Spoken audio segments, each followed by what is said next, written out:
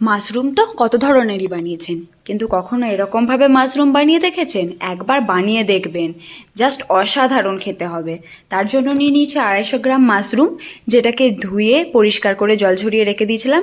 এরপর এগুলোকে 2 স্লাইস করে তার মধ্যে ছোট ছোট আবার স্লাইস করে নেবো। আর অন্য একদিকে নিয়ে নিয়েছিলাম মির্চি, যেটাকেও ছোট ছোটোভাবে কেটে নেবো।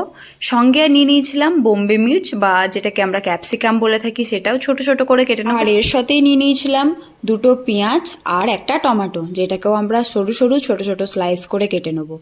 অন্য একটা জায়গায় নিয়ে নিয়েছিলাম আদা আর রসুন পেস্ট করার জন্য, যেটা পেস্ট করতে দিয়ে দিয়েছি। কড়াইতে তেল দিয়ে দিয়েছি, এরপর মাশরুমগুলোকে ভাজবো।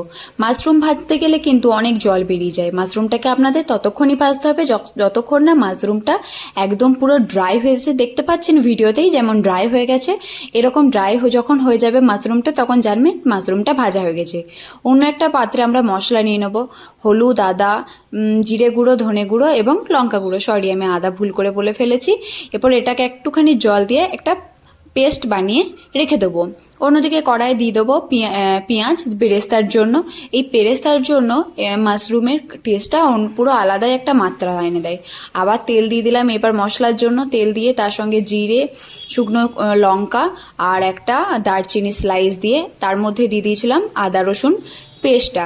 সেটাকে কিছুক্ষণ ভাজার পর দিয়ে দিয়েছিলাম আমরা যেই পেস্টটা বানিয়ে রেখেছিলাম জিরে ধনের, সেই পেস্টটা দিয়ে দেবো। ততক্ষণ পর্যন্ত কষাবো যতক্ষণ পর্যন্ত না জল ছেড়ে দিচ্ছে। এরপর একে একে লঙ্কা, বেরেস্তা বাটা আর টমেটোটাও আমরা দিয়ে দেবো। সেটাকেও ভালো করে কষিয়ে নেবো সেম প্রসেসে, যতক্ষণ পর্যন্ত না মশলা আর তেলটা পুরো আলাদা হয়ে যাচ্ছে। এটাকে কিছুক্ষণ ঢাকা দিয়ে রেখে দিয়েছিলাম। তারপর দিয়ে দিয়েছিলাম নুন এবং গরম মশলা। গরম মশলা এর মধ্যে খুব ভালো স্বাদ নিয়ে আসে। দেখেছেন একদম পুরো ড্রাই ড্রাই হয়ে ভাজা হয়ে গেছে মশলাটা। সেই টাইমে আমরা দিয়ে দেবো মাশরুমটা।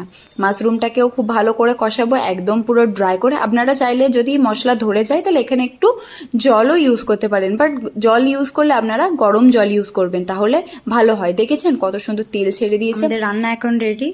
গরম গরম সার্ভ করুন। চাইলে একটু ধনেপাতা দিয়ে গার্নিশও করে দিতে পারেন। আমার কাছে ধনেপাতা অ্যাভেলেবেল ছিল না, তাই আমি বোম্বে মির্চ দিয়ে সার্ভ করেছি। এটা গরম ভাত, রুটি, নান, পরোটা সব কিছুতেই ভালো লাগবে। একবার বানিয়ে দেখবেন এবং কমেন্ট করে জানাবেন কেমন হয়েছে। ভালো লাগলে লাইক করবেন, কমেন্ট করবেন, শেয়ার করবেন। ধন্যবাদ।